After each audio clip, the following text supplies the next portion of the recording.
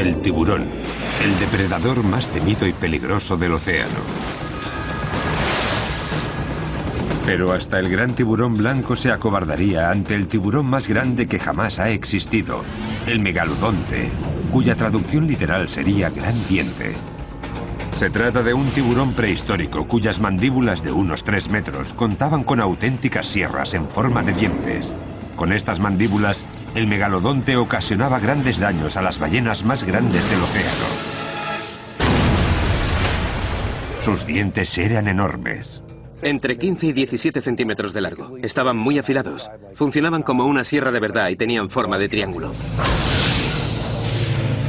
Han pasado 2 millones de años desde que el último megalodonte desapareció misteriosamente de los registros fósiles, y los científicos están intentando averiguar la forma, el tamaño y el comportamiento de uno de los depredadores más temidos de la historia.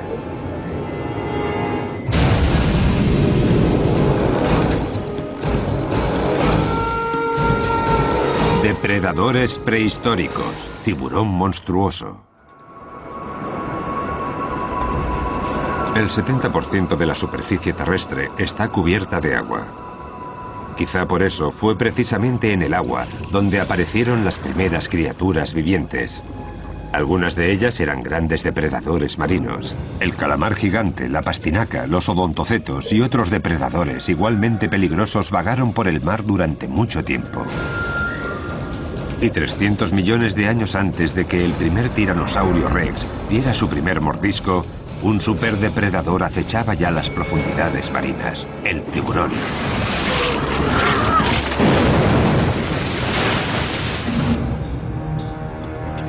Los paleontólogos han encontrado importantes pruebas fósiles de su existencia hace más de 400 millones de años. Y durante todo este tiempo, sus características biológicas no han variado mucho. Si vieras un tiburón de hace más de 350 millones de años, sabrías de inmediato que se trata de un tiburón. Puede que presente algunas diferencias con la idea general que tenemos hoy en día del aspecto de un tiburón, pero no tendrías ninguna duda de que lo que tienes frente a ti es un tiburón. Aunque muchos de estos tiburones prehistóricos ya se han extinguido, el gran tiburón blanco sigue deambulando por los océanos más de 10 millones de años después de su aparición. Es el último gran depredador marino.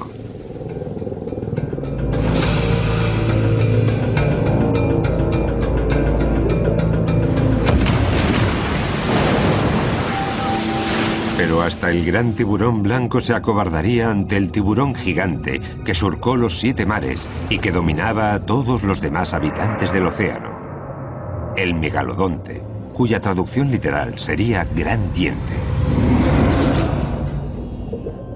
El megalodonte era un tiburón gigante que vivió desde hace unos 25 millones de años hasta hace aproximadamente unos 2 millones de años. Es el depredador oceánico más grande del que existen pruebas fósiles. Un depredador fantástico, enorme, gigante. Los mares no han conocido otro igual desde entonces.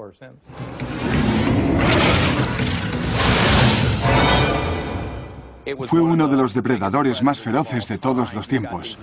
Sus dientes estaban perfectamente afilados y alineados, y su tamaño igualaba al de un gran autobús. Fue el último gran depredador. Nunca otro depredador había sido tan feroz en vida y dejado tan poco rastro tras su muerte. Es una auténtica historia de detectives. Aún no sabemos exactamente qué aspecto tenía el megalodonte. Su apariencia y sus técnicas de caza son solo conjeturas. Para resolver esta clase de misterios, los científicos se valen de pruebas fósiles. Pero en el caso del megalodonte, no existen esqueletos que puedan estudiar, lo que constituye un reto aún mayor para los investigadores. Todas las criaturas, ya sean marinas o terrestres, empiezan a descomponerse en el momento en que se mueren. De aquellas que poseen esqueleto, en un periodo muy corto de tiempo solo quedarán los huesos. Pero en cuanto al megalodonte, hay un pequeño problema, que el esqueleto de los tiburones es, casi en su totalidad, cartilaginoso. Por eso no abundan los restos fosilizados que puedan ser de ayuda a los científicos para determinar el tamaño y la forma de este pez gigante. El cartílago, maleable y ligero, es como la madera de balsa del cuerpo. Pero una vez expuesto al agua salada, a la arena y sobre todo a las bacterias, el esqueleto del megalodonte presenta muy poca resistencia. El cartílago es este material de color amarronado. Es el elemento flexible de un esqueleto cartilaginoso. Si os fijáis, podréis ver estos prismas diminutos que añaden apoyo estructural y rigidez al cartílago que, de no ser por eso, sería totalmente flexible. Lo malo es que los prismas de los que os hablaba están unidos por fibras orgánicas que se descomponen tras la muerte del animal, favoreciendo así su desaparición completa. En cuestión de semanas, los cartílagos del tiburón se separan y desaparecen.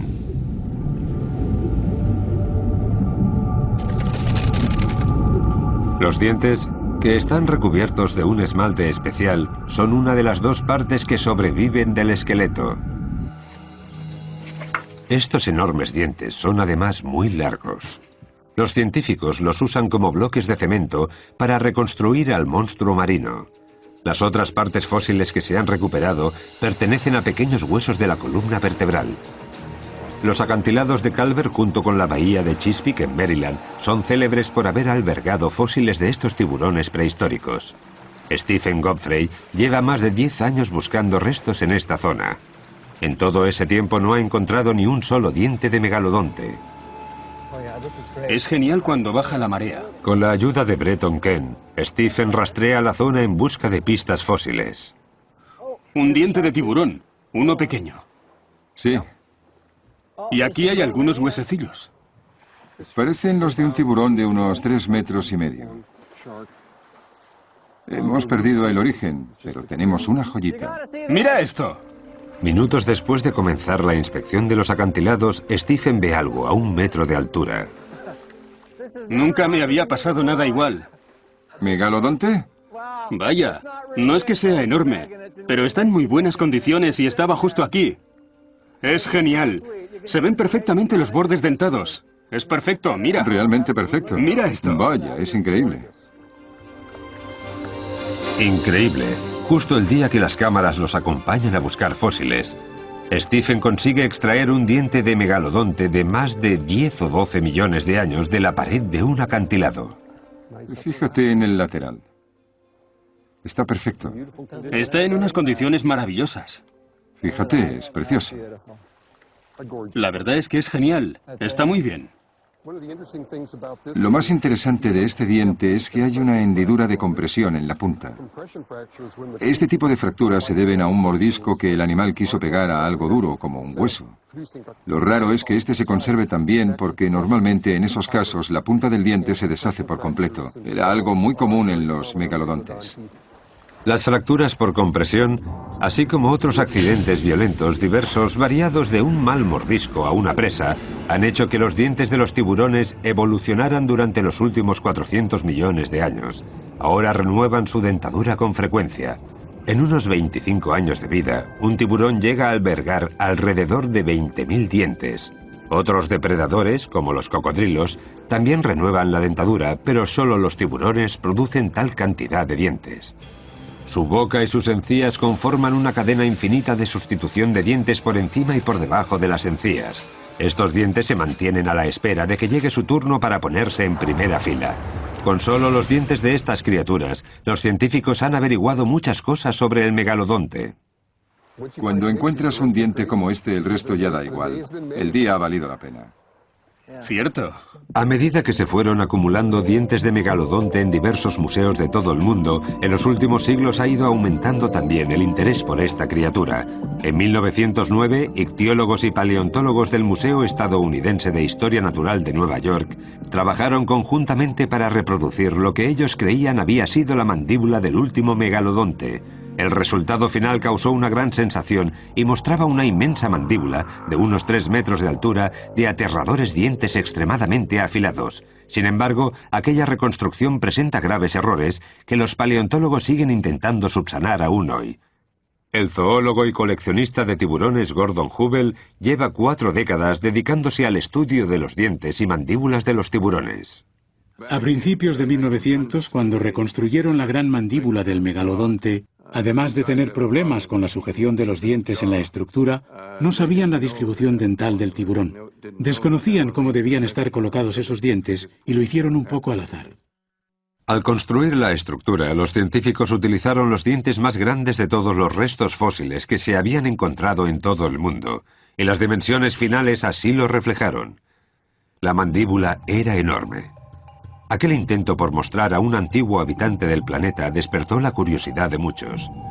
¿Todos los dientes, tanto los de delante como los de atrás, eran así de grandes? Tampoco parecía real que un solo animal pudiera presentar tantos dientes en la boca. Aquella versión del megalodonte tenía más dientes que el tiburón blanco actual. Todas estas dudas alimentaron un debate aún mayor. ¿El tiburón blanco actual es el que más se parece en tamaño y forma al megalodonte? ¿Cuántas similitudes hay de verdad entre ellos? Ryan Johnson se dedica a estudiar al gran tiburón blanco en las aguas de la costa de Sudáfrica. Supongo que los científicos que encontraron los enormes dientes fosilizados intentaron relacionarlos con un animal moderno que pudiese tener algo similar. Y el único animal real que se te viene a la cabeza al ver algo así es el tiburón blanco. Supongo que por eso nos pasamos el tiempo comparando ambos animales, como si el gran tiburón blanco fuera en realidad una pequeña versión de lo que fue el megalodonte en los tiempos prehistóricos. El gran tiburón blanco se mantiene en un lugar privilegiado de la memoria de muchos marineros, pescadores y demás amantes del mar. El tamaño máximo que puede llegar a alcanzar un tiburón blanco es probablemente la duda sobre la que más han debatido en todo el mundo los biólogos especializados en tiburones. Si le preguntas a un pescador, seguramente te diga algo como: mi barco mide 6 metros y aquello se salía casi 1 metro para cada lado, así que mediría unos 8 metros. Y puede que no sea cierto. La verdad es que los tiburones blancos más grandes que se han conocido hasta ahora miden unos 6 metros de longitud y pesan alrededor de 1.800 kilos. Se cree que un megalodonte podía alcanzar entre 15 y 17 metros y pesar hasta 4,5 toneladas. Creo que la comparación entre ambas especies es bastante buena, pero no debemos olvidar que lo único que sabemos del megalodonte lo hemos averiguado exclusivamente por sus dientes. En mi opinión, la similitud principal entre los dientes del megalodonte y los del tiburón blanco no es tanto el tamaño, sino los bordes dentados en forma triangular, lo que nos muestra de inmediato que ambos tiburones no tragaban a sus presas de un solo bocado, sino que los desgarraban a bocados, y la presa tenía que ser muy grande. En 1988, el científico Gordon Hubel recibió una llamada de un colega suyo, también coleccionista de fósiles, para comunicarle el hallazgo de una mina de fosfato en Florida. Larry Martin había descubierto un grupo de 95 dientes de un solo tiburón megalodonte. Esta dentadura se convirtió en el santo grial de la investigación sobre esta especie marina. Acaban de descubrir buena parte del misterio que rodeaba a esta criatura monstruosa. Es el juego de dientes de megalodonte más completo que se ha encontrado hasta ahora. Para nosotros su importancia radica en el hecho de que cuando logremos recomponer la dentadura, podremos determinar si este animal estaba o no emparentado con el tiburón blanco, y si, por el contrario, pertenece a una rama distinta de tiburones. 80 años después de que hubieran reconstruido la primera mandíbula, los dientes con los que trabajaba Hubel era la clave para calcular el tamaño y la forma reales de aquel gran depredador que una vez surcó los mares.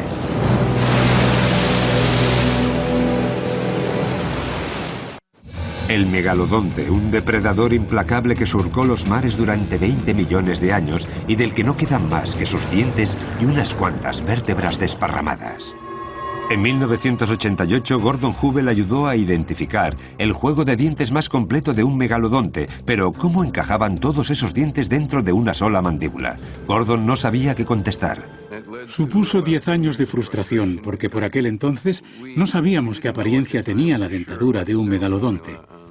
Por lo que cada vez que venía a visitarnos algún científico o simplemente alguien que quería ver los dientes, le pedíamos al visitante que los colocara como él creía que debían de estar. Uno de los rasgos más característicos del tiburón blanco actual es que su tercer diente sobresale con respecto a los demás. Eso era exactamente lo que nos despistaba. Al final nos dimos cuenta de que el megalodonte pertenecía a una línea evolutiva totalmente distinta y de que no tenía ese tercer diente prominente, ese diente un poco inclinado, sino que ese diente en cuestión no se diferencia casi nada de los demás frontales. Fue entonces cuando empezaron a encajar las piezas. En la mandíbula superior hay 24 dientes, en la inferior 22. Además de los 46 dientes perfectamente visibles, hay otros 200 escondidos en fila, a la espera de salir al frente algún día para tomar parte en la cruenta lucha por la supervivencia. En la actualidad hay varios científicos y museos interesados en colaborar con los conocimientos ya adquiridos para la recreación total de una dentadura de megalodonte.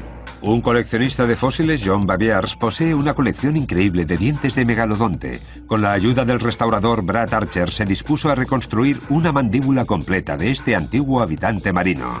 Nadie se ha embarcado hasta ahora en un proyecto similar, al menos no en uno de estas dimensiones. Baviers y Archer trabajaron con ahínco para averiguar la forma y la colocación de los dientes superiores e inferiores con la ayuda de varios modelos y fotografías de la mandíbula de tiburones blancos y de reconstrucciones de megalodontes. Al principio pensamos que no nos iban a caber tantos dientes porque eran demasiado grandes y no había espacio en una sola mandíbula, a no ser que el tiburón solo tuviera 4 en cada mandíbula, pero sabíamos que eso no era cierto. Primero lijan los dientes con cuidado, después los agujerean un poco por abajo y les insertan un alambre metálico. Con este último lo enganchan al molde de la mandíbula. Pero aún así necesitarán ayuda para colocarlos. Para ello solicitaron la colaboración de Gordon Hubel y sus amplios conocimientos sobre la materia con el objetivo de, entre los tres, organizar los dientes cuanto antes. Analizamos todos los dientes de que disponíamos y después los fuimos juntando tanto como podíamos. En septiembre de 1994 las mandíbulas estaban terminadas. Los tres hombres subieron la gran reconstrucción a una furgoneta y la trasladaron al Museo del Estado de Arizona. El resultado asombroso. A pesar de no alcanzar las dimensiones de la que se había reconstruido en Nueva York en 1909, no cabía duda de que el animal en cuestión tenía que haber sido inmenso para poder albergar una dentadura semejante. Esta boca tiene unos 2,30 metros de altura y unos 2,80 metros de ancho. Y en total tiene unos 254 dientes, todos ellos reales. Una vez que los científicos habían logrado hacerse una idea del tamaño de los dientes y la mandíbula del megalodonte, pasaron a calcular las supuestas dimensiones del resto del cuerpo. El esqueleto que se encuentra en el Museo Marítimo Calvert refleja la estructura que debería poseer un megalodonte para poder soportar unas mandíbulas como las que hemos visto. El siguiente paso consistiría en crear una representación de la bestia marina. ¿Qué aspecto tendría una criatura de este tamaño si os la encontraseis nadando en vuestra dirección? Michael Godfrey, que ya había trabajado con este esqueleto, creía que ahora sí podía especular sobre el aspecto general del megalodonte y conjuntamente con Jim Melly, maquetista de animales, creó una maqueta de megalodonte. Este tipo de obras nacen de la comunión perfecta entre la ciencia y el arte. Se parte de información científica y se obtiene una escultura. En la actualidad, hay una réplica de un megalodonte de 15 metros, colgando en el Museo de Historia Natural de San Diego. Tras la investigación, tras haber trabajado con estas maquetas, con los dibujos, con las especies actuales, ahora podemos decir que hemos obtenido un resultado preciso. Estamos ante la reconstrucción más exacta biológicamente hablando de lo que pudo ser un megalodonte. A partir del primer diente de megalodonte encontrado hace ya muchos años, los científicos han logrado crear una representación asombrosa de una criatura monstruosa, con cientos de dientes listos para infligir un daño mortal a sus presas. Una boca de casi 3 metros de ancho y 2 de alto. Un cuerpo de más de 15 metros de longitud. El megalodonte era enorme y si tenemos en cuenta las dimensiones de los fósiles encontrados y de la reconstrucción que hemos logrado, podría decir que el peso total del animal ascendería seguramente a las 50 toneladas. Ciertamente un animal enorme. La pregunta ahora ya no era qué aspecto tenían el tiburón y sus mandíbulas, sino más bien cómo trabajaban estas.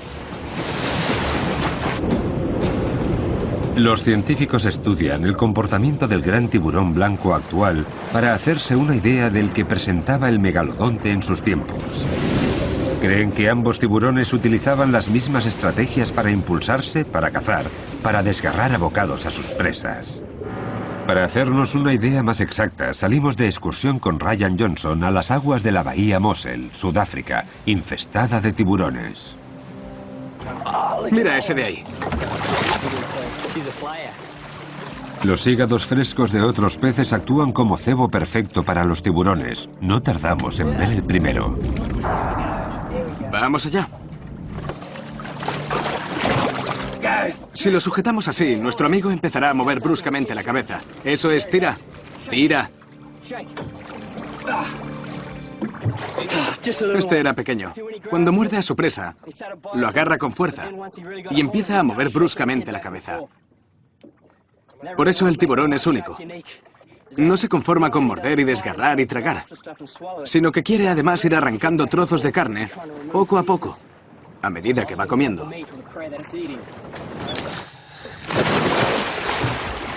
Para Ryan no es suficiente observar con cautela desde la cubierta del barco. Por eso decide acercarse al gran tiburón blanco y comprobar de primera mano sus métodos. La tecnología más moderna nos ayuda a ver y oír en tiempo real lo que ocurre allí abajo. Gran parte del poder natatorio del tiburón blanco parte de su cola. Para ello cuenta con dos músculos muy desarrollados. Dos bandas rojas que van desde la parte anterior del cuerpo hasta la cola. Funcionan como si se tratara de dos pistones que se mueven de adelante a atrás y convierten al tiburón en uno de los nadadores más rápidos del océano. Hace algunos años realizamos varios experimentos para calcular la velocidad con la que rompen a la superficie algunos de estos tiburones. Y varios de ellos alcanzaron los 32 kilómetros por hora. Es probable que hace 12 millones de años el megalodonte hubiera alcanzado una velocidad similar.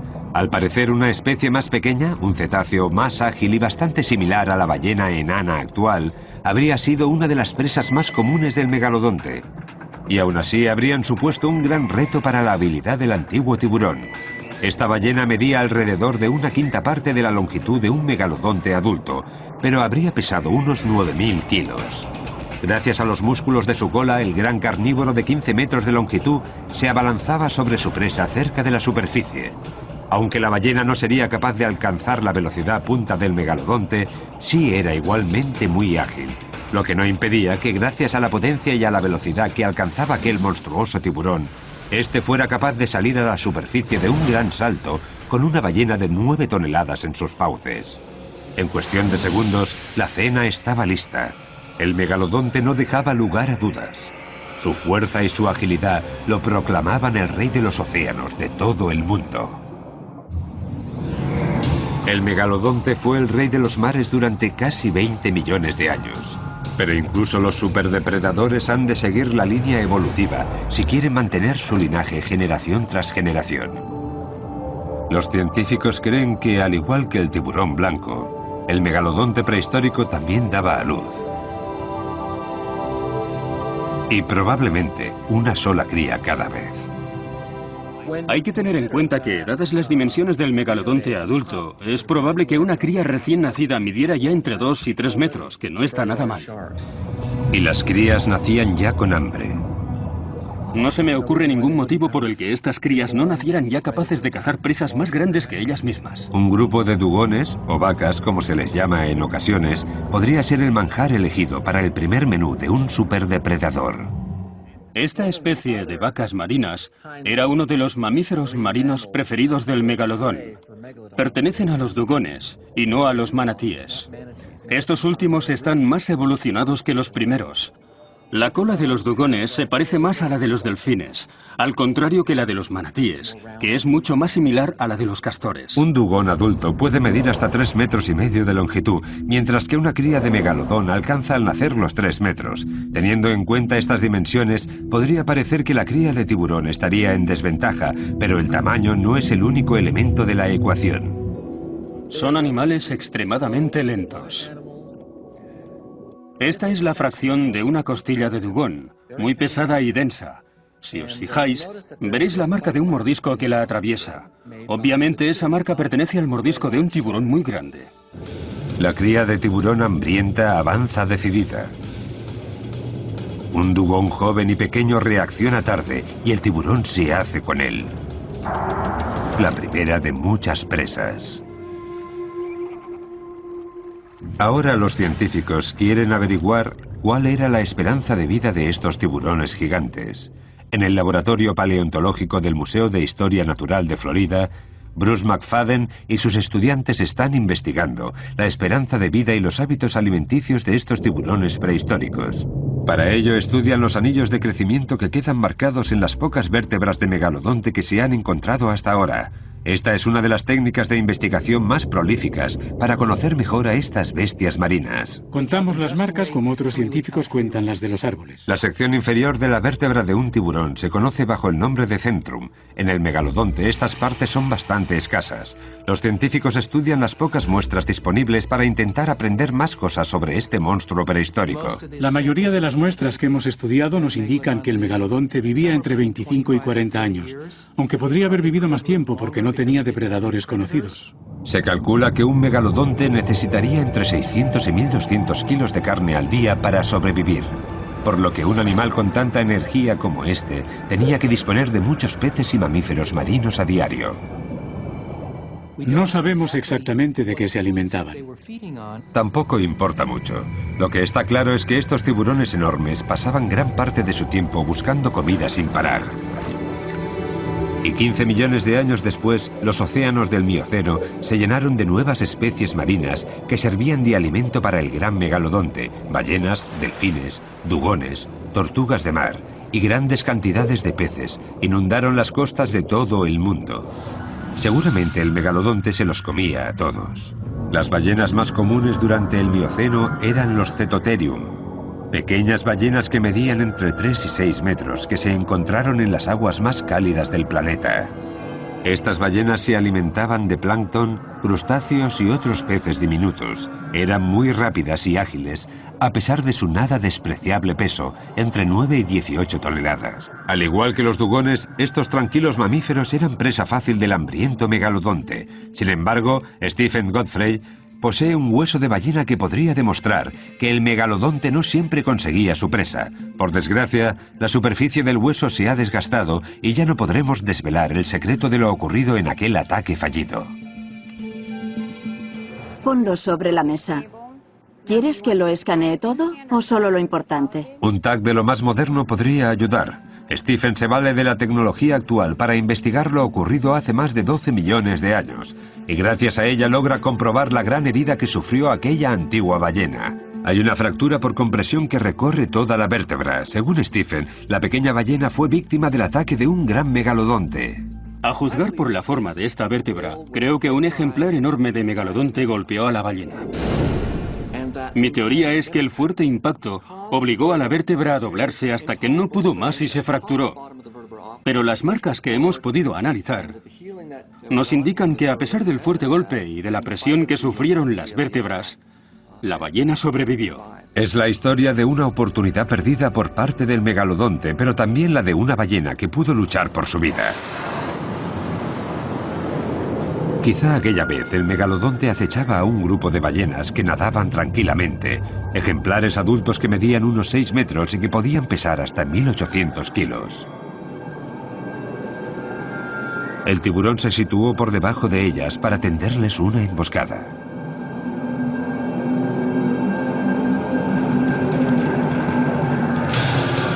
Pero las ballenas dudaron y el tiburón falló en la trayectoria. Las fauces del megalodonte no alcanzaron su objetivo y su cabeza se estrelló contra el lomo de la ballena. Como muestra el TAC, esta vez la ballena, que tuvo mucha suerte, pudo escapar. En la mayoría de los casos son presa fácil para el tiburón. Solo que 20 millones de años atrás había otros mamíferos capaces de igualar la agresividad del megalodonte. Este es el cráneo de una ballena antigua que recibía el nombre de escualodón y que poseía la habilidad de la ecolocalización. Seguramente también eran de los grandes depredadores de la época. Podría haber sido un gran contrincante del megalodonte. No alcanzaban el tamaño de aquellos tiburones, pero no se quedaban muy atrás. Podían medir entre 7 y 9 metros, que no es poco. El escualodón era un depredador feroz como lo son hoy en día las orcas. Para intentar comprender el comportamiento de animales que ya se hayan extinguido, no nos queda más remedio que mirar a los que aún tenemos presentes. En el caso de los antiguos escualodones, centramos nuestra atención en las orcas actuales. Sabemos que algunas ballenas sí atacan a tiburones. No son estos últimos los únicos que inician las peleas. El escualodón, con una longitud máxima de 9 metros, no atacaría porque sí a un megalodonte de 15 metros, pero sí se defendería. El tiburón no dudaría un segundo en atacar a un escualodón solitario, pero los científicos creen que estos animales viajaban en grupo.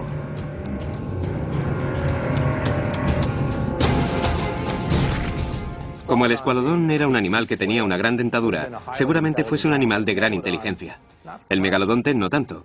La capacidad de pensar y razonar en los tiburones no está tan desarrollada como en los mamíferos marinos.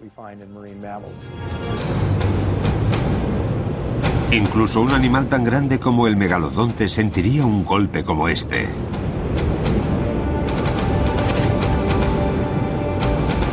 Y está en desventaja numérica. Puede que el primer escualodón no sobreviva al ataque. Pero el megalodonte sufrirá en sus carnes las heridas de una dura batalla. Sus cacerías no siempre terminaban bien. Como cualquier otro depredador, solo un porcentaje de sus ataques concluían con un buen atracón de carne fresca.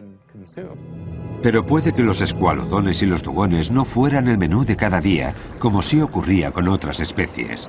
Durante el Plioceno, las zonas costeras recibían la visita de grandes grupos de ballenas muy grandes.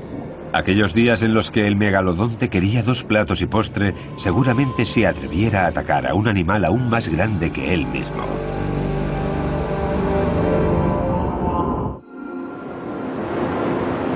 La ballena azul actual es un animal inmenso.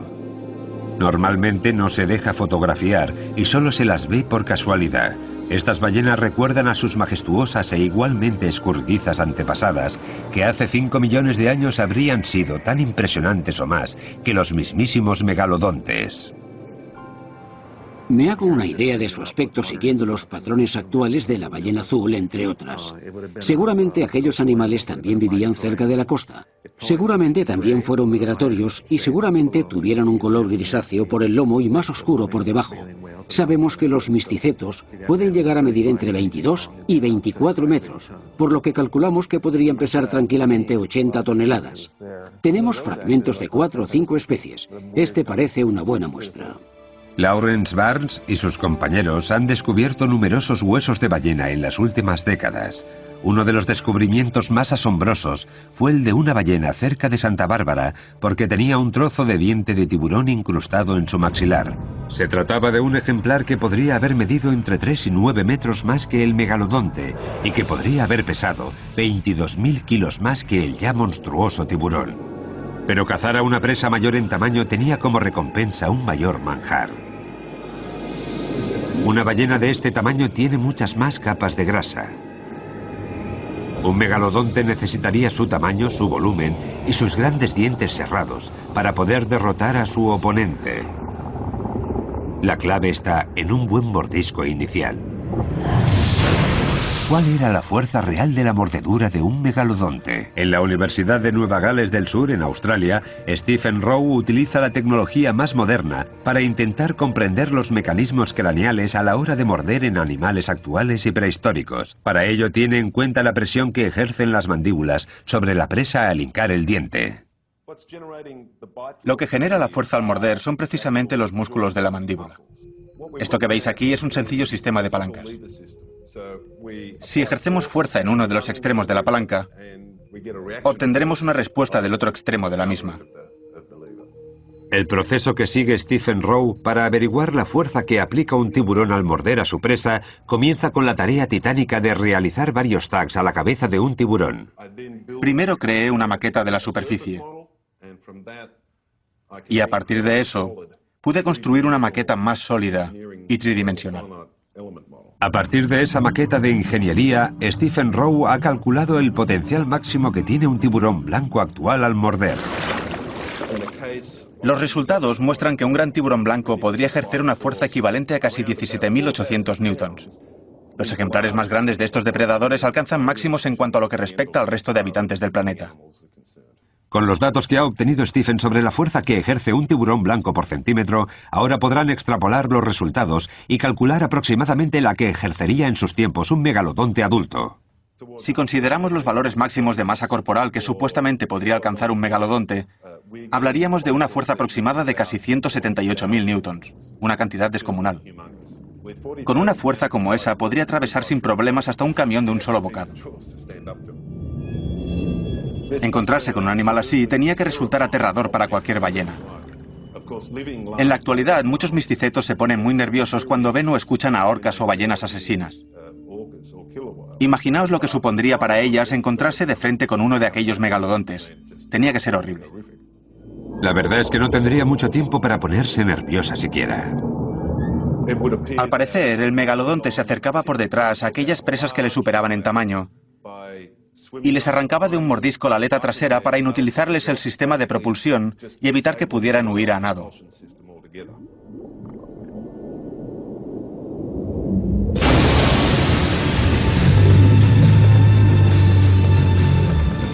La ballena moriría irremediablemente. Se desangraría porque el mordisco le habría roto una arteria. Pero el megalodonte no tiene brazos con los que agarrar a su presa. ¿Cómo hacía para quedarse con una presa de 68.000 kilos sin antes desgarrarle el estómago o la garganta? En la Universidad de Wright, en Ohio, el paleontólogo Chuck Ciampaglio ha realizado un experimento que demuestra el potencial de un megalodonte cuando atacaba a presas más grandes que él. Un molde de gelatina muy densa hará el papel de carne de ballena. La pieza central de la demostración es un juego de mandíbulas de megalodonte que, según Chuck, simula el movimiento tan peculiar de las mandíbulas de este animal. Estas mandíbulas son muy interesantes porque no solo son capaces de abrirse y cerrarse, sino que también pueden moverse de adelante a atrás, como en el caso de los lámnidos actuales. Y seguro que el megalodonte también lo hacía. Las mandíbulas de metal están sujetas a una mesa y en vez de ser estas las que atacan el molde, el efecto mordisco se lleva a cabo situando el molde gelatinoso en el interior de la boca. El tiburón emplea los dientes inferiores para iniciar el ataque y sujetar con fuerza a su presa. Vemos cómo los dientes inferiores se clavan unos 7 centímetros. De este modo, la presa queda bien sujeta para que los dientes superiores procedan a morder. La mandíbula superior se deja caer sobre la presa con toda la potencia de unos dientes bien afilados. Será entonces cuando el megalodonte empujaba de un lado a otro la cabeza para desgarrar mejor a la víctima. La mandíbula inferior sigue anclada en el molde que hace de presa mientras la singular mandíbula superior, con esa habilidad que la hace única para poder moverse, de algún modo independientemente del resto, sigue mordiendo, desgarrando a su presa y engullendo bocado a bocado. En estos momentos la presa está gravemente herida. Los dientes han logrado incrustarse en la carne de la víctima y desgarrarla casi por completo. Si se tratara de un tiburón real, este trozo de carne se esparciría en ambas direcciones debido al tamaño de las mandíbulas y 40 dientes se clavarían en ella. Las mandíbulas mecánicas no dejan lugar a dudas. La combinación de una dentadura poderosa y un mecanismo único para cortar resulta mortal. Y las ballenas de Santa Bárbara lo vivieron en sus propias carnes. En cuestión de minutos, estas ballenas se habrían convertido en un cadáver flotante en dirección al sur de la costa californiana. Un día más, el megalodonte había encontrado un buen y suculento manjar. Pero por desgracia para él, en el Plioceno la temperatura del agua empezó a descender considerablemente. Con ello, el número de ballenas también, y el reinado del megalodonte como el superdepredador más peligroso de todos los tiempos empezó a peligrar. El megalodonte desapareció durante el Pleistoceno, hace unos 2 millones de años. Los científicos no están muy seguros aún de por qué el depredador número 1 de la lista llegó a su fin tan rápido. La extinción ha sido siempre uno de los temas que más nos ha fascinado. No solo nos llama la atención cómo viven las demás especies del planeta, sino también cómo mueren y cuándo y por qué desaparecieron. Solemos asumir que la culpa de que una especie se extinga es del propio animal que desaparece, o bien porque no logró adaptarse a los cambios, o bien por alguna otra razón negativa. Pero no siempre es así. Obviamente todos queremos alargar nuestra existencia. ¿Qué le ocurrió finalmente al gran tiburón? ¿Puede que surgiera otro superdepredador como las orcas que pudiera con el megalodonte? También existe la posibilidad de que el culpable fuera un cambio climático. Los científicos se han percatado de que en los últimos 6 millones de años no solo han desaparecido especies como el megalodonte, sino que además la temperatura de los océanos ha descendido considerablemente, lo que podría haber afectado negativamente a un tiburón que estaba muy acostumbrado a moverse en aguas cálidas. Los paleontólogos saben también que durante el Mioceno la población de ballenas desapareció paulatinamente para ir dando paso a especies de ballenas más grandes, ballenas que podrían haber migrado al norte en busca de aguas más frías. Una de las posibles causas de la extinción del megalodonte podría haber sido el hecho de que las ballenas empezaran a migrar para pasar el verano en zonas más frías, dificultando la alimentación de los tiburones de entonces. A mediados del Plioceno, y al no tener acceso a presas grandes durante todo el año, el megalodonte podría haber empezado a sentir mucha hambre. Al desaparecer casi 3/4 partes de las especies de ballenas existentes en aquel momento, desapareció también la mayor fuente de alimento del megalodonte. El gran tiburón empezó a sentirse desesperado para encontrar comida. El canibalismo es siempre una posibilidad en animales de estas dimensiones y podría haberse acentuado a medida que el alimento escaseaba. Algunos científicos han encontrado dientes de ejemplares pequeños de megalodonte junto a restos de otros mamíferos marinos que solían ser presa del gran tiburón. Se especula que las crías de megalodonte se convertían en ocasiones en presa de los adultos hambrientos de su misma especie. El cierre del estrecho entre las Américas pudo haber afectado también a los patrones migratorios de algunas especies. La desaparición del paso entre América Central y Sudamérica y su relación con cambios en el comportamiento de algunas especies ha estado siempre presente en las investigaciones científicas. Estudiamos especies modernas como el cachalote, entre otras, porque habitan tanto el Atlántico como el Pacífico. Y la pregunta es, ¿emigran de un lado a otro del continente sudamericano o evolucionan muy lentamente? No se sabe con certeza si el cierre del Istmo de Panamá afectó o no al megalodonte. Los científicos aún siguen buscando pistas sobre este animal y su desaparición en estudios realizados al gran tiburón blanco.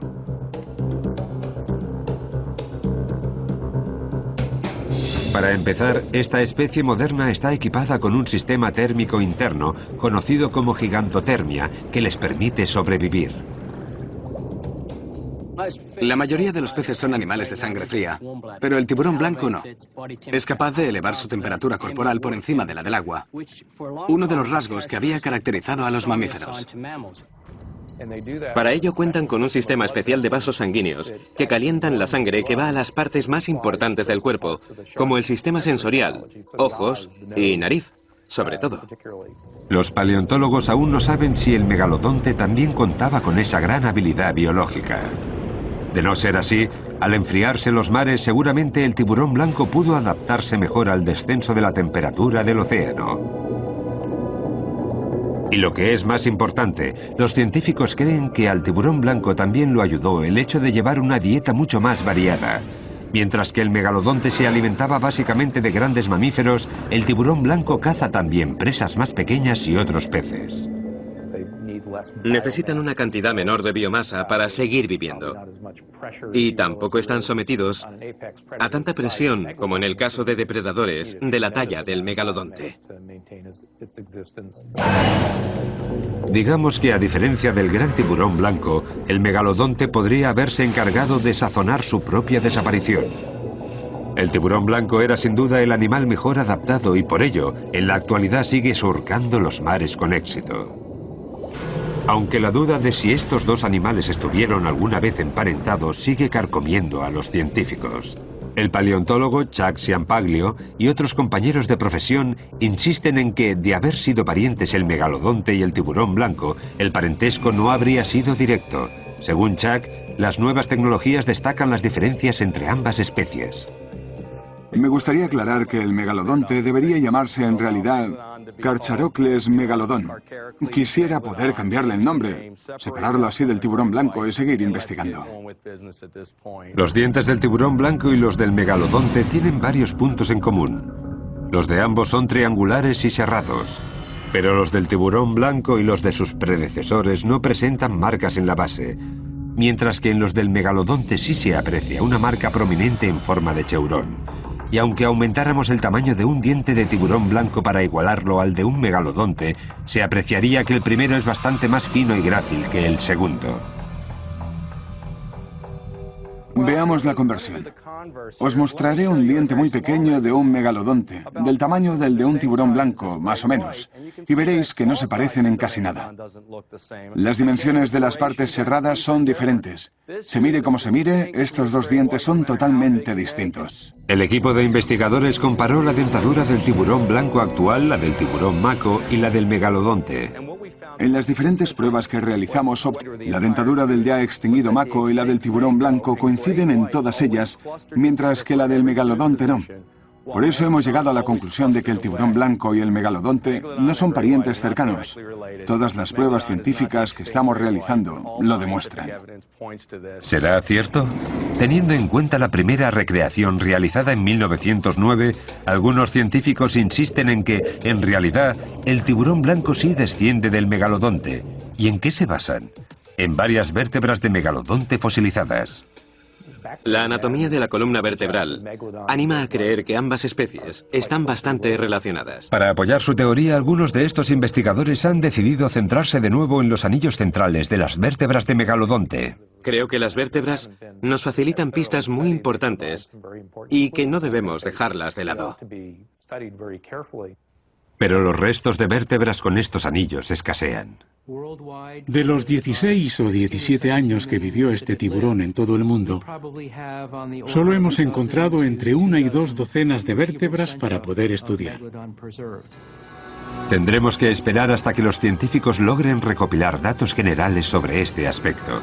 Quizá la información atrapada en los anillos centrales de las vértebras pueda darnos la respuesta final sobre si el megalodonte ha dejado su herencia genética en el gran tiburón blanco actual. En lo que sí están todos de acuerdo es en el hecho de que aún nos queda mucho por aprender del aspecto físico y del comportamiento del megalodonte. Y hay algo de lo que nadie duda, de que la combinación especial de fuerza física, dentadura inmensa y apetito insaciable creó un animal único en los 400 millones que tiene la historia de los tiburones. El gran diente sigue siendo el rey de los mares de todos los tiempos.